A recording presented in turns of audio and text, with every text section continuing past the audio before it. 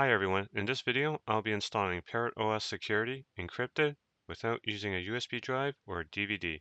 Parrot OS Security is a Debian-based distribution designed for security, privacy, and digital forensics, similar to Kali, but with a broader focus.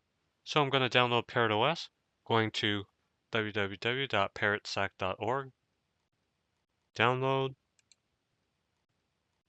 selecting the live version, security, AMD 64, scroll down, and we see version 7.0 Echo came out recently, December 24th, 2025. So I'm going to download. And after it's done downloading, go into your downloads folder. And so there's my file. I'm going to mount it, hit enter or right click and mount. Open. All right, and it's mounted. It's mounted on my G drive.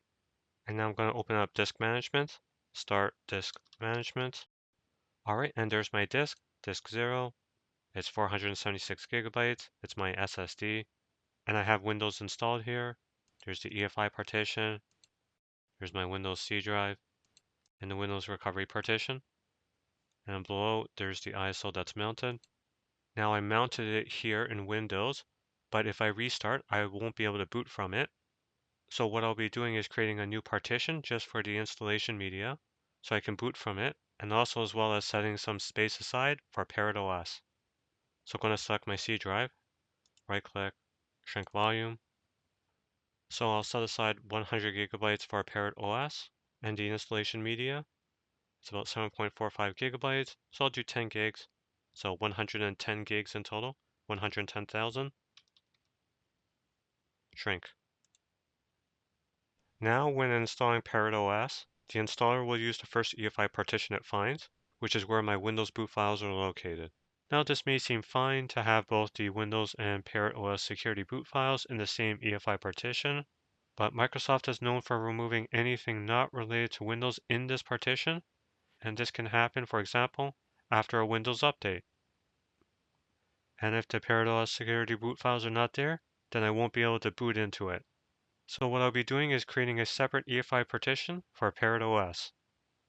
So I'm going to create a separate UEFI partition, going to unallocated space, new simple volume, next, and then the size for this will be 512 megabytes, next, next, and then the file system will be FAT32, and then the volume label, I'll label it as UEFI Parrot, next, finish. Alright, it has been created. And next I'll create a partition for the Parrot OS. Right click, new simple volume, next, 100,000, next, next, and I'll label it as Parrot OS, next, finish. Alright, so it has been created. And so these two partitions are just going to be placeholders for now. And going back into the unallocated space, and then right click, new simple volume, next, next, next. And this will be for the installation media. The file system will be NTFS instead of FAT32, as FAT32 has a file size limit of 4 gigabytes. And if I go back into Explorer, and I go into the live directory, we see that the squashfs file is 7.25 gigabytes. So going back into disk management, I'll be setting it as NTFS. Now the UEFI mentions that the file system needs to be FAT32, but if you have a modern computer, then you should be fine. And I'll label it as ISO. Next, finish. And going back into Explorer, copying everything from my G drive, and then going into my new F drive and paste. Everything has been copied over, going back into disk management. And once I'm done installing Parrot OS, I'll be removing this partition. As long as you have a modern computer, your BIOS should be able to detect and boot from this partition. And now I'm going to reboot my computer and go into the BIOS so I can boot from this partition. In your BIOS, ensure that Secure Boot is disabled, and if you have Fast Boot, disable it as well. And now I'm going to do a one-time boot into the installation media partition. It's labeled as UEFI OS, and how I can confirm that.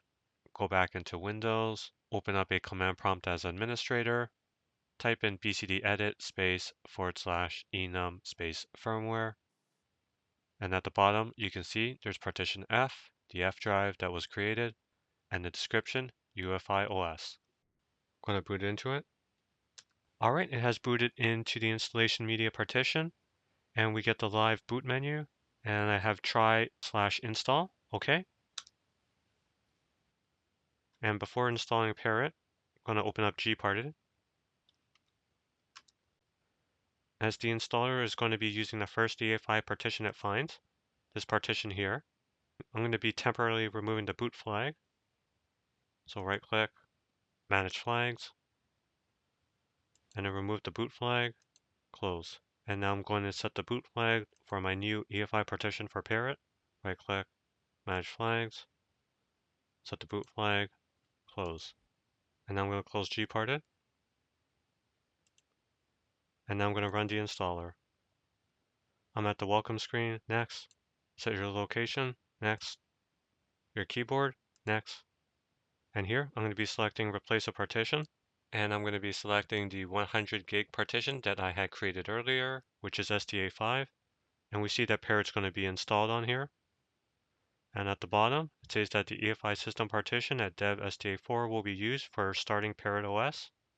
So SDA4 is the 512 megabyte partition that I had created. And I'm going to be encrypting and then put in my encryption passphrase that I want to use. Hit next. Here, fill in your name, login name, computer name, and password. And here I'm going to be leaving it unchecked. So I'm going to be putting in my password each time to log in. Hit next. Here's the summary screen that you can review. And when ready, hit install. Install now. All right, and it's installing Parrot. And going to the bottom right, you can toggle the log just to see the current progress. And you can hit it again to get out of it. And so this will take a little bit of time to install. All right, Parrot 7.0 has been installed on your computer. You may now restart into your new system or continue using the Parrot Security Live environment.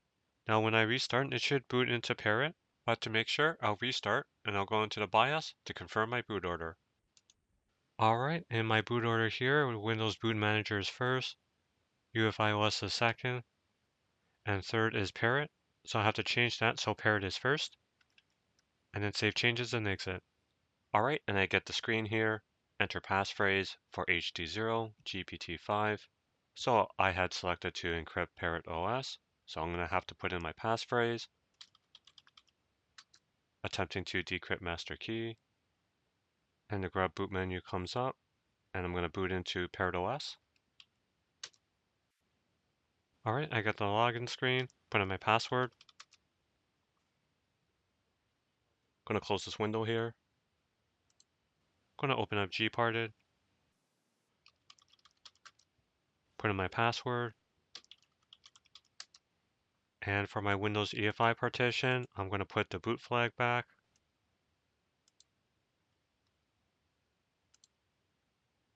Close.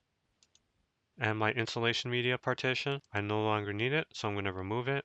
Right click, delete, and then dev SDA5, which is my Parrot OS partition with everything else. I am going to extend it. Right click, resize move, and I'm going to use all the free space. Resize. All right, and we see the size has increased. And now I'm going to apply all operations. So there's a check mark on the toolbar, but if you can't see it, you can just go to Edit and Apply All Operations. Apply. All right, and I go to Details, and we can see here that I grew the partition, and scrolling down, and we can see here it grew the encryption volume to fill the partition, and finally it grew the file system. So I don't have to do any of this in the terminal. Close. I'm going to close gparted. Lastly, in the grub boot menu, there was no entry for Windows, so I'm going to fix that. Open up a terminal, sudo in,